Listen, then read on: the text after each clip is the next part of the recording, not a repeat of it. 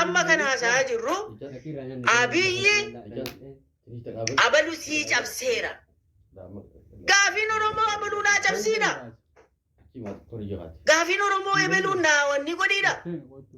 Gaafiin Oromoo qabsoonis ka gaggeeffataa jiru Oromoon qe'ee qabeenya isaa irratti kabajaan nagayaan bilisummaan jiraachuudhaaf kan inni qabsaa jiru. Abaluu naa cabsi, naa siin cabsaa, siin cabsaa, sii cabseera, sii cabseera. Kana dhagaa hojii Abiyyi. Vookaabilariin Abiyyi cabsuudha. Waa'ee cabsuu haasa. Jecha cabsuu, sii cabseera, siin cabsaa. Kana kunoo kan inni Abiyyi haasa'u.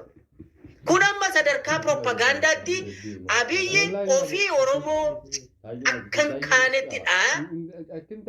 Garuu propagaandaadhaan warra akkasiitu sitti dhufaa jira. Mana keessaan qabsaa'iniiti. Naa hiriiriiti. Dhaqi naa du'ii jedhee isan isinitti dubbadhu kanammoo jedhanii dhagaa. Waan isiniin jedhu kanammoo nama beektan biyya alaas warra jiru, biyya keessaas warra jiru. Ittima amansiisaa. Yeroo kanatti Abiyyi naa deeggarru jedhaa amansiisaa jedheetu bobbaasaa jira waan jedhu. Amansiisaa qabaa jedha. Maal qabda? Maaloodhaan itti qabaa jedhu achi taa'eetu dhaqaa qabaa, abaluu qabaa, abaluu nurkaa ba'e akkasittiinidha bobbaasaa jira. Olola wanni kun tooftaa ijibbaataa isa xumuraati. Abiyyi kana kan hunda kan inni godhuu fi waa hunda fixataa jira. Waa hunda fixateetu amma inni xumuramaa inni abaluu isinii cabseera jedheetu warri gaafiin isaanii abaluu cabsite harka walitti rukutaniiru. Warri immoo gaafiin Oromoo kana miti. Gaafiin Oromoo nagaaf fi bilisummaadhaan qe'ee qabeenya keenya irratti abbaa biyyaa taana jedhee warri yaadu immoo harkas walitti rukutu ololaa biyyi kanas hin fudhatu.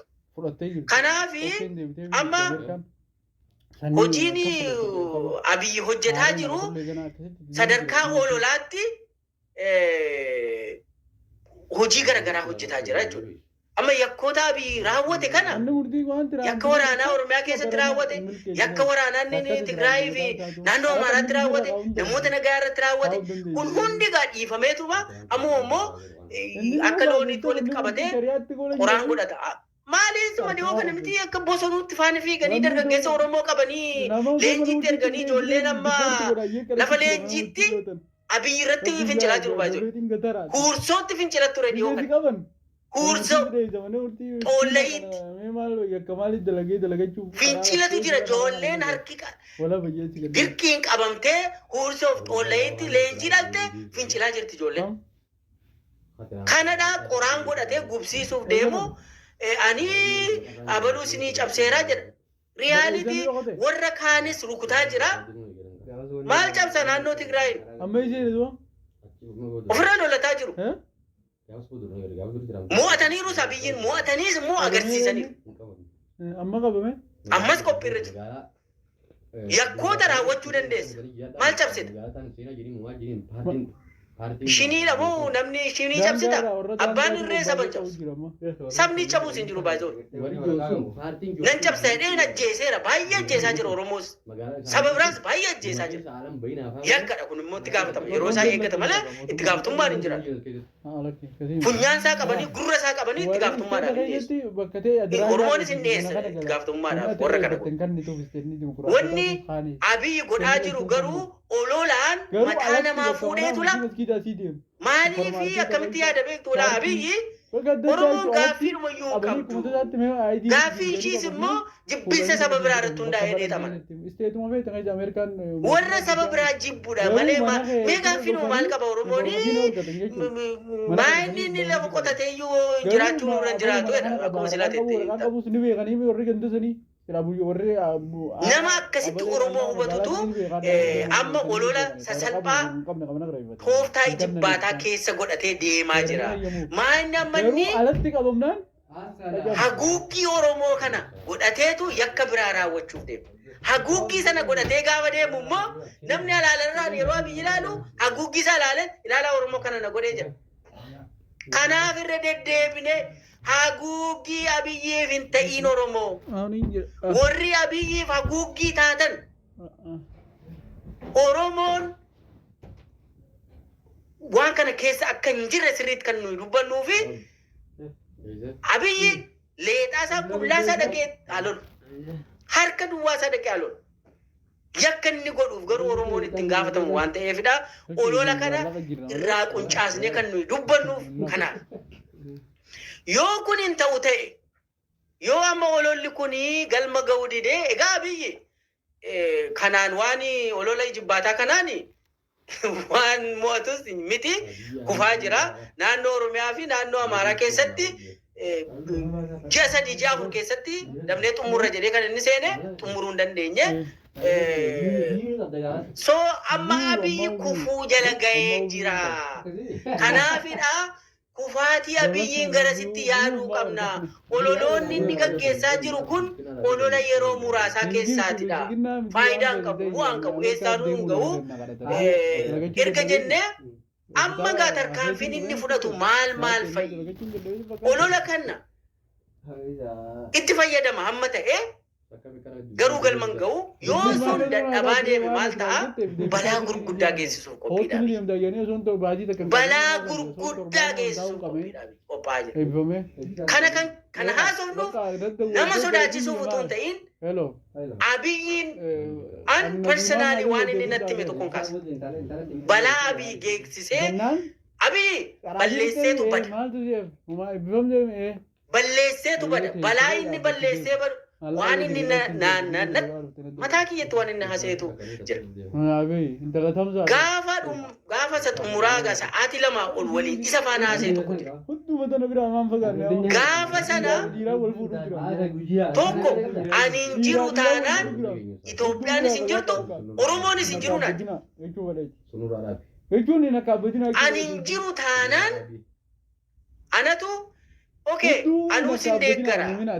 Mee yoo ati deemte, yoo ati akka carraa duute, hojii rabbiiti kuni, yoo ati duute, Oromoo keessaa yookaan caasaa Oromoo, paartii Oromoo jennee qabannee teenyu meerree maa diigdee ODP jedheen gaafadhe. Paartiinuma at least kunan Oromooti ishii kana qabanneetu yoo ati illee deemte Oromoodhaaf dubbanna. Maadii ne waan sanannaan maalinti intalelmeeta bilkeessa ati yoo duutette naan ani hin jiru taanaan immoo Oromoon hin jiru ati hin jirtu ani hin jiru taanaan Itoophiyaanis hin jirtu ittis nisii dhagaarra jaba walakkaa an achumatti ni kunamma hoogganaa biyyaati jedhee jechuun waan yoonaan illee hin jirre jetteetu yaadda miti akka hoogganaan tokko akkasitti yaadda. Inni garuu kana jechuun egaa asirraati abbaa hiika. Ani hin jiru taanaanii atuu hin jirtu yeroo naan jedhu inni waan hunde xaxee wal nyaachisee deemuudhaa qophiidha. Yoonaan hin jirre inee kamoot kusaardaa biqil jedha afaan Amaaraan wanniin mammaaksa. Yoonaan hin jirre hunduu hin jiraatu kan inni jedhu sabaaf saba wal fichisiisuudhaaf qophiidha. Hamma danda'e Oromoo wal rukuchisuudhaaf yaalee ture harkatti fashalaa. Hamma danda'e amantiin Oromoo qooduuf yaalee ture harkatti fashalaa. Hamma danda'e godina gosaaf gosa wal nyaachisuudhaaf Gujii Boorana wal nyaachisuuf dhama'ee dadhabe. Oromoo Jimmaaf Wallaggaaf Shawaa eessaaf Arsii akkasitti wal nyaachisuuf yaalee abiyyiif bu'aa buusuu dide. Oromoon qoqqoodee wal nyaachisuuf waan inni hin goone hin jiru. Kana inni keessa gaafa tures pilaanii isaa irra dubbataa ture asirratti. Amma kan inni pilaanii godhu yoonan hin jiru ta'e. Pilaaniin inni gaggeessu yakkoota gurguddaa balaa gurguddaa gaggeessee tananii qopheessee isinii dibbiseen deemaa jedheetu hojjetaa. Kana kan jennuuf ijibbaata tooftaalee ijibbaataa abiyyi kana fashaleessuudha. jala bultii Sila. abiyyi gara UAEtti yoo danda'ame gaafa baqachuuf yeroo qophaa'u kana keessatti rakkoo gurguddaa geessisee gurraan ga'ee deemuu danda'a. Isaaf immoo qophii qaba. Ilaalcha isaa waan qophii isaa qabatamaanis waan argaa turre waan ta'eef isa kana hambisuudhaan gara kufaatii abiyyi boodaatti yeroo ceenu waan qophaa'uu qabnurraa haasa'uudhaaf kana hunda kan qabu. Sadarkaa ololaatti waan inni gaggeessaa jiru sadarkaa qabatamaatti nama wal fichisiisu sabaaf sablammii amantiidhaan wal fichisiisuudhaaf qophii akka inni ta'e abiyyi naa qabadhaa waan kana sirriitti abiyyi sabaaf saba wal nyaachisuuf qophii akka inni ta'e amantii wal nyaachisu qophii akka inni ta'e kana erga barree fashaleessuun nurra jira. Fashaleessuun jala bultii abiyyi kana keessatti maal gochuu qabna reega erga abiyyi kanaan nutti bahee kana godha yoo ta'e amma inni waraana kaabaa maal kana bulaa galaanaa ajandaa baay'ee kana kan inni uumuu fi tooftaalee jibbaataati. Jala bultiidha wannichi. Kufaatii abiyyiif jala bultiidha. Kana jala dhokatee hin darbaa natti fakkaatu. Kanaaf balaa gurguddaa nu ga'u as nutti deemaa jiru abiyyi qabatee dhufu kana dura dhaabbachuuf fashaleessuun gara ce'umsaatti ce'uuf gara abiyyiin boodatti deemuudhaaf maal gochuu qabnaa kan jedhutti nu keessa jiru. Kun immoo gaafii maalii kaasaa qophii hooggansa Oromoo kaasaa jechuudha. Maal gochuu qabnaa? Egaa balaan kun ga'uu danda'a. Abiyyi waa hedduu gochaa jira. Qophii hooggansa Oromoo kana maal goonaa jedhe kana gaafadheen sitti deebisaa itti. Galatoon milkees lafati itti dhaabde waa'ee akeekkachiisa sodaa balaa sana waan tokko dubbadheetan gara sanatti darba. Balaa gurguddaa uummatarra ga'u biyya Afrikaa keessatti kan mul'ate biyyoota Afrikaa garaagaraa keessatti kan mul'ate Awurooppaa keessatti kan ta'e addunyaa iddoo baay'eetti kan raawwate muuxannoon jiru kan agarsiisu saba tokkotu aariidhaan ka'ee saba tokko fixame. Qaama ijaarama hidhannoo qabuuf horii qabutu ajjeechaa jumlaa geggeesse. Keessumatti muuxannoon jaarraa 20ffaa kan Ruwaandaa yoo ilaaltan kan Hitler raawwate yoo ilaaltan Awurooppaa bahaatti kan raawwate yoo ilaaltan mufannaan dalgaa akkuma jirutti ta'ee jibbiinsi gadi fageenya qabu akkuma jirutti ta'ee hawwiin wal miidhuu akkuma jirutti ta'ee wantoonni kun hundumti isaanii eda'amanii uummanni tokko akka uummata tokko fixu ta'anii hin beekan. Qaamni jibba kana gara tarkaanfiitti geeddaru jiraachuu duraata. Qaamni ijaaramaa keessumatti mootummaa ta'ee kan tolchu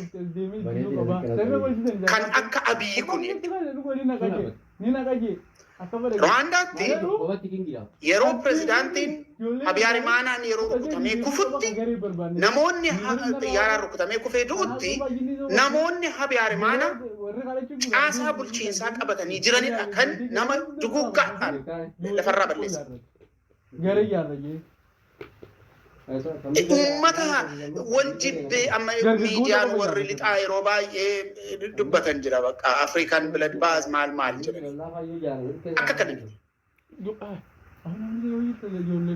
modern caasaa ammayyaati miidiyaa ammayyaatu wajjin jira teknooloojii ammayyaatu wajjin jira meeshaalee gurguddoo ammayyaatu wajjin jira ijaarsa ammayyaatu wajjin jira kan nama jumlaadhaan lafarraa balleessuu danda'u qaama ijaaramaa akkasii garuu maqaa maaliitiin godhama uummata akkasiitu uummata akkasii kan jedhu waan kana kan akka dubbannu nu taasisu Deejanii olii kan naa oofan. Tapha garee dhabe. Abiyyi eenyuun akka inni ta'e waan beennuufi. Duduu waa miti qabu. Addunyaatu beeka abiyyi eenyuun akka inni ta'e. Tigraay irratti waan raawwate achi deebi'aati yaadadha. Oromiyaa irratti waan raawwataa jiru waan raawwate yaadadha. Oromoo bakka garagaraatti maal akka ta'e yaadadha. Sun hundumtuu eenyummaa abii wanta agarsiisanidha. Ammatu mootummaan kun mootummaa Ihaadeeg ta'e qaama mootummaa sanaatu iddoo tokkotti meeluu wayii godhatee kana godheen maalifi caasaan suni kan ummatitti yaa'ee fedhii isaatiin karaa dimokiraasiitiin dhaabe hin ta'in iyyuu malee caasaa mootummaa qaba. Paartiin sunis amala mootummaa ta'uu qaba. Kanaaf kan nama tokkoo miti jechuudha. Fakkeenyaaf bara Hayilamaariyaam keessa yoo balaan guddaan tokko qaqqabe Hayilamaariyaamtu kana godhe jechuudha. Gurmuudhaan geggeessu mootummaa sana waan ta'eef. Kan Abiyyi garuu akka kana miti. Abiyyitu itti abbaadha. Biltsiginnaa wanta jedhamu fakkeenyaaf Abiyyi du'ee sa'aatii tokko jiraachuu hin danda'u. Kan sa'aati. Caasaan raayyaa ittisa biyyaa amma jiru Abiyyi irraa badee guyyaa muraasa jiraachuu waan danda'u natti fakkaata. Abiyyitu abbaa isatu qopheessa. Caasaan sun yennaa dhaqee uummatarraan balaa ga'ee makalaakiyaatu godhee miti kan jedhu. Abiyyitu godhe abbaan dhimmaa isa. Isadha. Kan ajaju isa. Milishaanitu nafi milishaan gandaa. Akka akkas godhaa jedhamanii kan isaan ergaman karaa Shimallis fa'aa hawwii Abiyyiin godhama. Amma sababa miti malee miti laa jara keenyaa kan haasofnu nageenyi uummata keenyaa nu yaaddessa. Waan makalaakaan dhaabbattuun nama yaaddessa. Araddaawwan makalaakaan Eenyuudhaan milkeessa kanii Oromoon uummata abbaan qabne ta'eera kan jedhee hayyoota Oromoo keessaa. Uummata abbaan qabne ta'e gammachuu agarsiisa. Oromoon uummata abbaan qabne ta'e. Uummati kun amma haala amma jiru keessatti uummata abbaan qabne. Miliyaan biyyaan dhaabbatu. Qaamni ijaaramaan tokko balaarraan ga'uu yoo barbaade battala sanatti qaamni fiigee dhufu baay'ee rakkisa. Kanaaf dursinee dubbataa dursinee yaaduutu nurra jira. Maaltu dhufuu danda'a? Maaltu dhalachuu danda'a? Abiyyi Oromoo akka inni itti ilaalu diina isa dhumaa godhee ilaala. Oromoo diina isa ordinarii miti. Diina isa al tokko firoomfamtee al tokko immoo waan hedduu miti. Yaada siyaasa Oromootii fi humna siyaasa Oromoo Abiyyi ummatichis dabalatee diina koo isa dhumaati jedhee yaada. Kanaaf gara laafina hin qabuuf. Kanaaf gara laafina malee battee gombisee nutti agarsiisa. Nama akka gara laafina tokko malee Hacaaluun kanaaf du'ee waa dhala. Cundee lakkaaga Abdul Jabbaariin yaadadha. Akkamitti akka biyyattees. Ribeeloo laallayyoo nama jeeste. Gara laafina waan jedhamu. Oromoos akka kanatti hirka diinaatti hin tiree dhufu. Namuma mucaanuma namaatiif naatoo hin qabu. Naatoodha hin qabu nan isaa. Du'a wanti jedhamu amma nama irrifaasa. Sabni amma gaafa dhageessan mucaan nama akkas ta'e gaafa ta'e irrifattu mini abii sana hin qabu. Ajjeesaa jibba saammotti dabalaatii ilaala. Waan inni caasaan harkaa qabu ilaala. Xiiqii inni Oromoo biraa qabu ilaala. Na jala buutanii na deggeruu diddanii jedha Abiyyi yeroo hundumaa. Kanaafidha kan inni namoota qabattoo hiikkatanii fi namoota abbaa qabeenyaa dhaman tokko tokko walitti qabee kan inni dubbataa jiru kanadha. Yoo ta'uu didee wanti kun Innammoo kanan godhadhaa jedhaan. Maaliif yeroo ijibbaataa dhufaa jira waan ta'eef Oromoon narra godhuu qaba. Jaallattanis jibbitanis kana godhuu qabdu jedha. Yoo godhuu baatan Oromoo yoo akkas godhuu baate jechuun ofirra dhaabbatee tocho'aa jira waan ta'eef yoo xinnaate Oromoon ajandaa ittiin lolataa jiru qaba waan ta'eef gaafa wanti kun kufaatii Abiyyi dhugoomse maal gochuu danda'a Abiyyi isa dhalaa kan nu haasa'aa jiru jira keenya akka nu hubattanii balaa gurguddaa qaqqabsiisuu danda'a kan milkeessaan jedhe isa kana maal goonu gaafa sana maal qabna kan jedhu amma akkatti qophaa'u gara laafina tokko akka fakkeenyaatti waa'ee buqqeensaa ansilisnii kaase fudhadhaati sadarkaa olaanaatti wanta akkasii yoo ta'e yoo jedhaati yaada hin godha waan ta'eef deemuu isaa gaafa murtaa'e namni inni balaarraan ga'ee baduu barbaadu Oromoodhaa isiniin jedhaarra namni inni balleessee baduu barbaadu abii Oromoodha. Kun immoo dubbii qoosaa balleessuu barbaada Oromoo kana lafarraa. Isinan balleessaa dhaabila amma waggaa 1,000 sanitti fudhata lafaa ka'uun kan inni jedhu hin badduudha. Kan inni himataa jiru kanadha. Kanaaf ilaa jira keenya dubbiin nuyi jedhaa jirru kun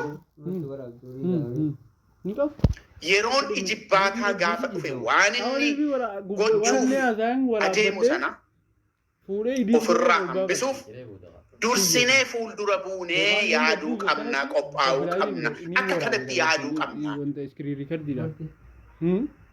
akka dargiin ba'ee bittinnaa'ee badeetti fudhatinaa Abiyyi akkanatti fudhatina